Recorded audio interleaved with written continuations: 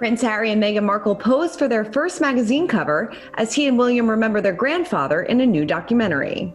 He's always been a huge presence behind everything we've done, really. What you see is what you got with my grandfather. He was unapologetically him. The royals are back to work as Harry and Meghan's tell-all interview loses out on an Emmy. Yeah, I don't know. I guess maybe it was just because there wasn't much that went into it besides getting them to sit down and talk. Plus, Nick Bullen, co-founder of True Royalty TV, talks Duchess Kate's noticeable absence from the public, their plans for baby number 4, and where things stand with Harry. I don't know, but I don't think they spend a lot of time thinking about the Harry and Meghan situation. Harry and Meghan have made their new life. They're focused on that. Harry clearly doesn't seem to be spending a lot of time thinking about his impact on the family in the UK. We've got that plus so much more in today's Royally Us. Hello to our fellow royal lovers and welcome to Royally Us. I'm Christina, that's Molly. Molly, another week and the royals are back. They're back to work. Summer break is over, so it's good to see them out and about. Yeah, I mean, they did keep us pretty busy this summer, even on their holidays, as we say in the UK. So now I guess it's going to be an even more, we're all back to school and we're going to be doing even more. We're going to be doing even more. And we're going to be talking about some of the events that they have been attending so far. But before we get to all of that, we wanted to check in on our royal viewers who had a lot to say about last week's show. Kicking it off with Jay Hesse says, how do you meet up and have deep discussions to move towards healing when Harry and his wife spill tea to tabloids? There is no respect for privacy. Now, this is in regards to some of the comments that were made last week about if Harry and the royal family could ever trust each other again, because Harry told so much in his tell-all interview. Yeah, I kind of agree with Jay Hesse. I think that must be really strange. It just adds a whole nother level of stress onto an already, I'm sure, very stressful family situation. Totally. All right, moving on to Chris Mack says, ladies, all the royal family have their funerals planned in advance and they all have code names for them. They didn't have one for Princess Diana, and so they used the plan that they had in place for the Queen Mother. It was also known as Operation Taybridge. I know it sounds a bit strange, but knowing what the person wanted and how they want it doing makes it a lot easier in the planning. Prince Philip's funeral was known as Operation Fourth Bridge. Even Prince Charles' funeral is organized and known as Operation Menai Bridge. I mean, we did know that a lot of these big events are planned, but it is still kind of strange to think about it in retrospect. Yeah, it is still always, we've known about Operation London Bridge for years. It's been like common knowledge. It's just that I think a few new details became public and that was why it was a news item last week. Totally, but still crazy nonetheless. Tonya Nesty says, William is a wonderful man, and I hope him and Kate are as happy together as they are in love. They are my favorite royals. I just think they are wonderful and so classy in everything that they do. Even when one of them have a clumsy moment, it's done with grace and class. Yeah, I agree. They're really, they definitely set a good example for sort of some kind of quiet dignity. And they don't even really have many clumsy moments. They really don't. I'm trying to think of one. I think William saying, we are very much not a racist family could have probably been handled with a little more nuance. But, that all in all, they're always, they don't really put a foot wrong, I would say. No, they really don't. Yeah, they don't. All right, well, let's get to our royal roundup, and we definitely have a lot of news to get to. Kicking it off with Harry celebrating his 37th birthday by formally posing with Meghan Markle for their first magazine cover shoot for Time 100. Now, the pair were named part of Time 100's 100 Most Influential People of 2021, and Jose Andres, World Central Kitchen founder, wrote the feature on the couple. And he said, springing into action is not the easy choice for a young Duke and Duchess who have been blessed through birth and talent and burned by fame. It would be much safer to enjoy their good fortune and stay silent. That's not what Harry and Meghan do or who they are. Now, the couple did say they were very humbled to be on the cover, and they said that through their Archwell Foundation website.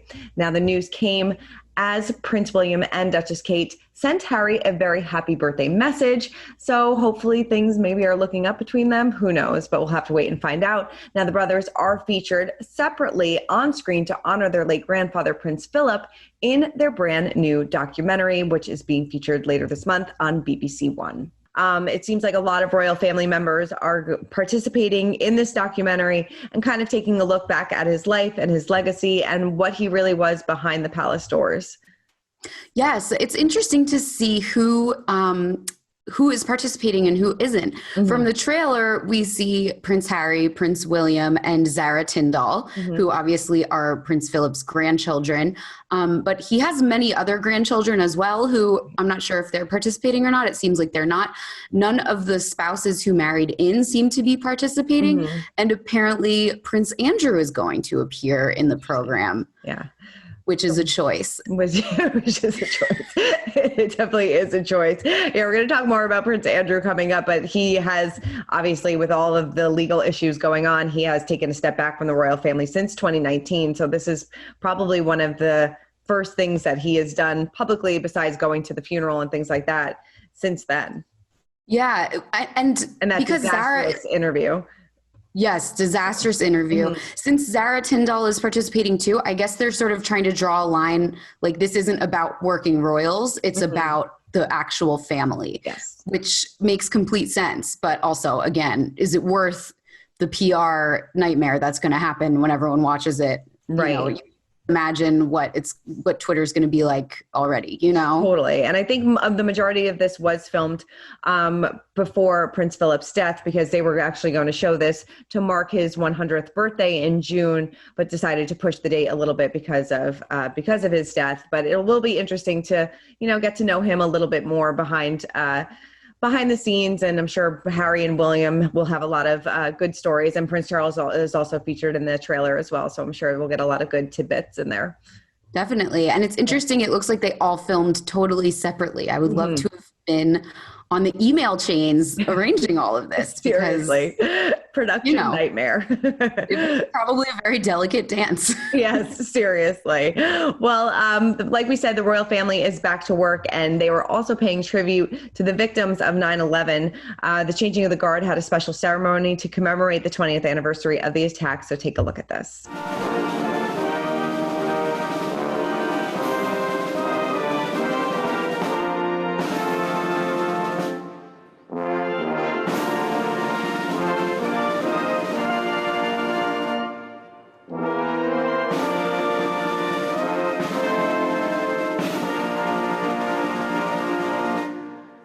Yeah, I thought this was a beautiful way to tribute all the victims of 9/11, and the Queen also sent out a poignant message as well. Yes, I love this tribute. They did it 20 years ago, right after 9/11 at Buckingham Palace, and it just always makes me tear up when I watch the video. And now, they did it this time in Windsor. And the Queen's statement, she wrote a letter to Joe Biden, saying that she remembers everybody who was affected. There was also something that I didn't realize, 67 British nationals were among the victims on 9/11. They definitely went out of their way to pay tribute to everybody who was involved. Definitely. And she also reflected on her visit, where she visited the World Trade Center back in 2010, and said that, it was a trip that always stayed with her.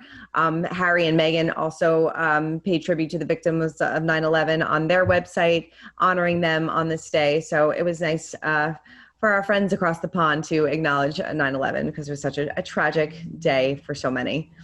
Right. And it's hard, it's kind of, it's hard to think of how to pay tribute to it, because there are so many different ways to do it. And it's interesting to see the unique ways that different royal family members did it. Definitely. All right. Well, moving on to Prince William, he is back to business, like we said, after a well-spent summer. And in honor of 9/99 Day, the Duke paid a visit to South London to see first responders. Now, this is definitely important to him, and definitely was a choice to do this as one of his big first events back. Right. So 999 is the British version of 911, which I'm very glad we're talking about this, because I didn't know that. Good to know. Now I'll know, God forbid, if I need it.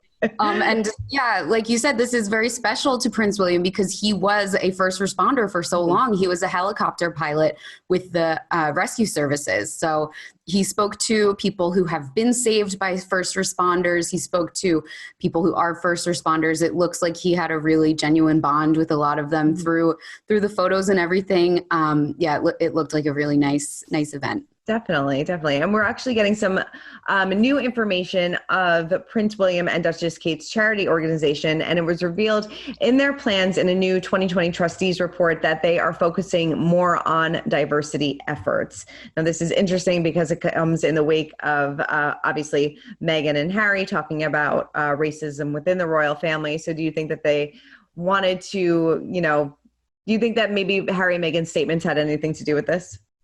Yeah, I mean, putting my tinfoil hat on, there's a lot of different little echoes of Harry and Meghan's impact in the statement that they put out. Like you said, they said that they are going to make sure no one is discriminated against or harassed. And they also used the word bullying, which we all know there's an ongoing bullying investigation regarding the treatment of staffers in Kensington Palace when Harry and Meghan were there. So yeah, I mean, either this could just be a completely independent conclusion that they reached, or it could be a little bit of royal shade. I don't know. It's your mileage may vary, I guess. Yeah, I have a feeling, Harry and Meghan's impact is definitely making its presence known, because it's hard for them to avoid that, because, such a shadow is casted over the royal family after that interview. And, like you said before, Prince William came out and said, we are not a racist family.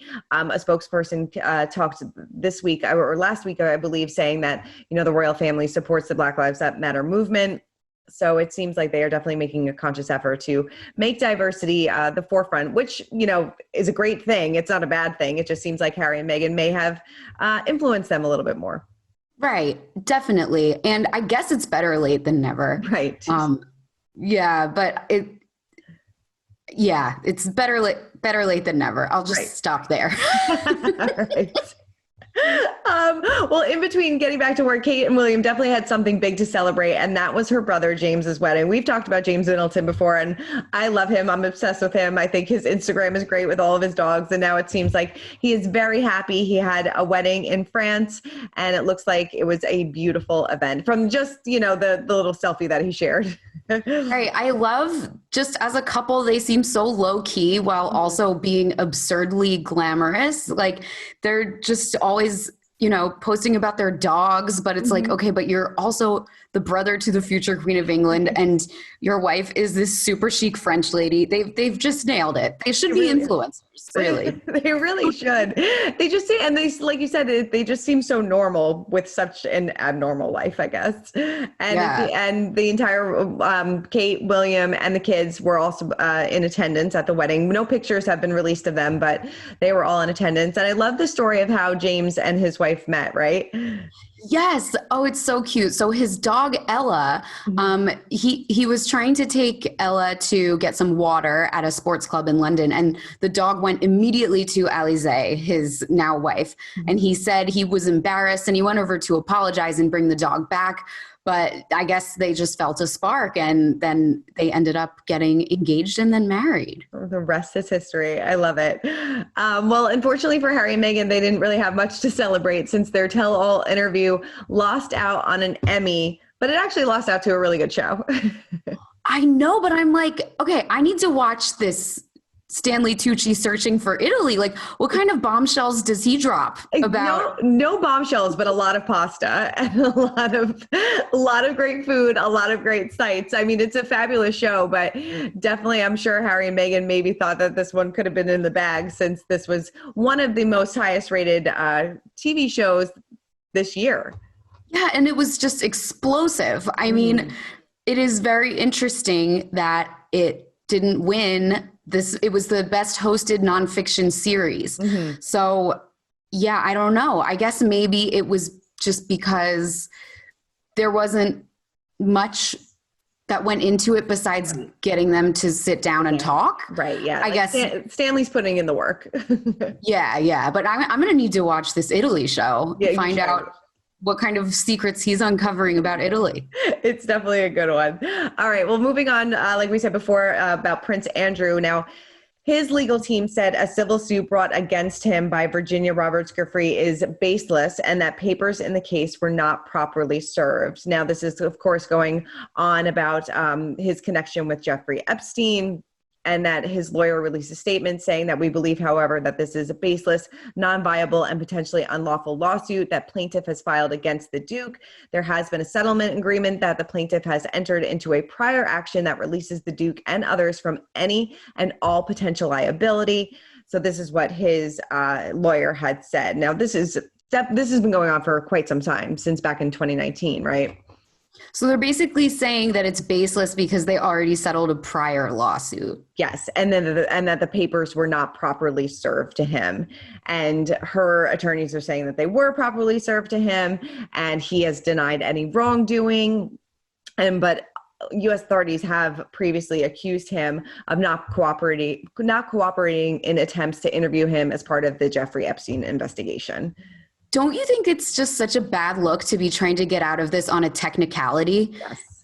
Like, Totally. if you didn't do anything, then just go to court Right. and like talk about it under oath. It's to be saying like, oh, this is baseless because the papers weren't filed properly. It's such a slap in the face to sexual assault victims everywhere. Yeah. Even if he truly feels that he didn't do it, everyone should be supporting efforts to like help the legal system get through these cases. It's notoriously hard for victims to get justice. So just participate in the justice process. If you have nothing to fear, why are you like, well, you didn't dot the I properly, so this is now baseless? It's just the worst look. It really Where is his PR on this? Like, I feel like he doesn't listen to his PR. I feel like he thinks that he is above the law in everything that had to do with this. I mean, even going back to that, like we said before, that horrible interview that he did with the BBC around the time that this happened, like he just was not getting the magnitude of what this woman went through and just doesn't care. And it seems like, you know, it's continuing a few years later. So we'll see how this kind of plays out. We'll keep you guys updated. Like we said, we don't really want to shed too much of a spotlight on this because it's such a heartbreaking story for this poor victim, but you know, we'll keep you updated as the details keep coming in. But let's switch gears a little bit and spill the royal tea. And Princess Diana is hitting the screen once again, this time in musical form in the Broadway musical, Diana. Take a look. Hello, I'm Diana.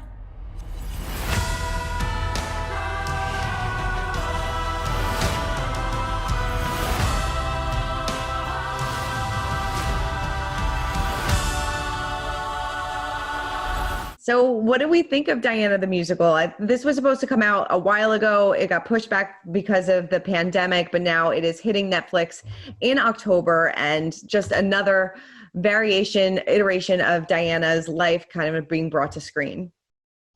it's definitely going to be really different from the Kristen Stewart one and The Crown. It's going to be, you know, it's a musical, so I'm sure it's going to be cheesy. The wig is a little, you know, we always have to talk about the Diana wig because it's hard to nail. This wig is very much like the nun who was a principal of my grammar school.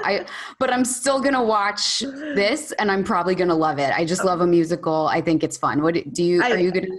Yeah. I'm definitely going to watch, of course. And, you know, we see, like, just in the trailer, we see some of her big fashion moments, of course, with the black dress, you know, the revenge dress. I think we see Prince Charles and Camilla kind of kissing. So there's definitely going to be the scandal, the fashion, and, of course, the music. So I think it'll be interesting to see how they, you know, what with the lyrics and the music choices and how they make her life come to life in musical form. So it should be interesting. Yeah, definitely. I'm going to definitely research what's Diana's favorite type of wine and crack a bottle so I can really enjoy it. I think that's the best way to go into any musical. I totally agree with you. All right. Well, now it is time to break down the royal rules. And to help us do that is True Royalty TV founder, Nick Bullen. It's been a little bit quiet for Kate the past couple months. We actually haven't seen her in 2 months. I mean, any idea as to why, or is it just that she's taking some time off to be with her family? I think the Cambridges really want to try and be a private family as much as they can possibly be. So come those summer months, come the school holidays, I think they're pretty focused on being with the children. They go back out to the house in Norfolk. I mean, where they live in Norfolk, I know very well. It's really close to the beach. It's in the most spectacular part of Britain. So they can really retreat and be a young family on holiday. And then, of course, I think one of the reasons she might have been a little bit quiet is I think she might have been helping her brother with his wedding, because they've just announced, of course, James got married in France. The Cambridges were there with the kids. So I think she's been pretty busy this summer with the children on the beach in Norfolk, a quick trip to see Great Granny in Scotland at Balmoral, and then whipping down to Provence to do the Middleton wedding. So busy for them, but quiet for us. And, obviously a lot of conspiracy theories were going around about why Kate, may have taken some time away from the spotlight. People said maybe that she's pregnant with baby number 4. Do you think that there's any possibility that they would have another child? Look, I don't know. I'm not privy to that sort of information, but I think they feel that they've got, a pretty perfect family. And I think Kate was always very keen to follow her parents and have that sort of family of 5. She's matched it, and I think my own view is they'll probably stop here. Yeah, I think so too, especially because she was so sick during all of her pregnancies as well. I can't imagine that she'd probably want to go through that once again. Yeah, I think you're right. She had a really tough time with all of those pregnancies. And I think also I was having lunch with someone a couple of weeks ago who knows both of them very, very well. And they are really focused over the next 12 months on their work. Both of them turn 40 next year, and they are really keen to be promoting their charities, their initiatives, their foundation. And I think for them, the next 12 months is all about the work. It's not about a new baby. Yeah, definitely. And now that life's getting a little bit easier for them, children-wise, now that they're a little bit older, I can't imagine going back to the newborn stage. I mean, you mentioned that, they're focusing a lot on their work. They released some information about their organizations and things like that. I mean, what do you think that they're going to be focusing on in the next 12 months? There was also those reports that they may be moving closer to Windsor to take on some more responsibility for the Queen. I mean, what do you kind of project for them over this next year? I think the next 12 months for the Cambridges will be very much about supporting the Queen. Next year is the Queen's Platinum Jubilee year. All the members of the royal family are very aware of the fact that it's her year. They've got to support her. The headlines shouldn't be about them. The headlines next year should be about the Queen in her 70th year. So I think you will see Kate and William really stepping up to support the Queen over the next 12 months, but also working very closely on their own specific initiatives. The Best Beginnings, Kate's sort of early years initiative, hugely important to her. William's work in conservation, incredibly important to him. There's a big anniversary next year for Tusk, one of his main conservation charities. He'll be doing a lot there next year. And then I think also their foundation, since the Royal Foundation became just about Kate and William when Harry and Meghan left, it's a big focus for them. And I think the work of that foundation will be incredibly important. But everything pales behind making sure 2022 is all about the Queen. Definitely. And switching gears a little bit, there was a report last week that Omid Scobie came out and said that, William and Harry will probably never see eye to eye. Do you agree with that statement? And what do you think it would take for these two to get back on track? I think the depth of the sadness and split between the two brothers is incredibly deep and incredibly raw. And I think it's going to take a lot to get the two of them back together. I think at the moment, William and Kate are focusing on their work, focusing on the children, focusing on supporting the Queen. I don't know, but I don't think they spend a lot of time thinking about the Harry and Meghan situation. Harry and Meghan have made their new life. They're focused on that. Harry clearly doesn't seem to be spending a lot of time thinking about his impact on the family in the UK. So I think they're both, as Harry put it, on their own paths. They'll always be brothers. They'll always want to have some level of contact, but I think it's pretty distant at the moment from what I'm told by those close to them. Yeah, I mean, would you think that Harry and Meghan, there was some reports that they may be trying to meet with the Queen to have the christening for their daughter over in the UK. Have you heard anything about that? And do you think that the Queen will ever meet her great-granddaughter? the Queen will definitely meet her great-granddaughter. I think she really would want to. And as the Queen has always said, Harry and Meghan are much loved members of the family. Mm-hmm. And I think the Queen rises above all of this sort of petty bickering.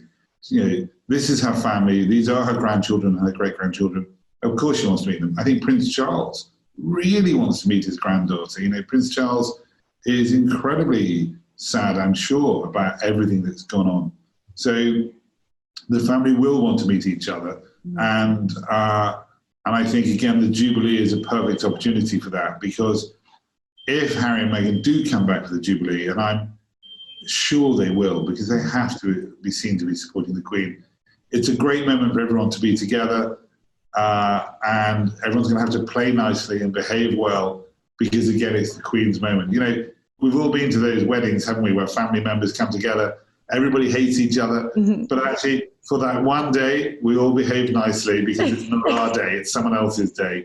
So true. It's a way through. It's a way through. All right, well, let's move on to our royal history moment of the week, and that actually goes to Emma Raducanu, who at just 18 became the first British woman to win a Grand Slam since 1997. And of course, like you mentioned before, the royals sent their well wishes. I absolutely love this. What a great story for this young woman, and she's got such a bright career ahead of her, which is kind of what Queen Elizabeth and Duchess Kate said.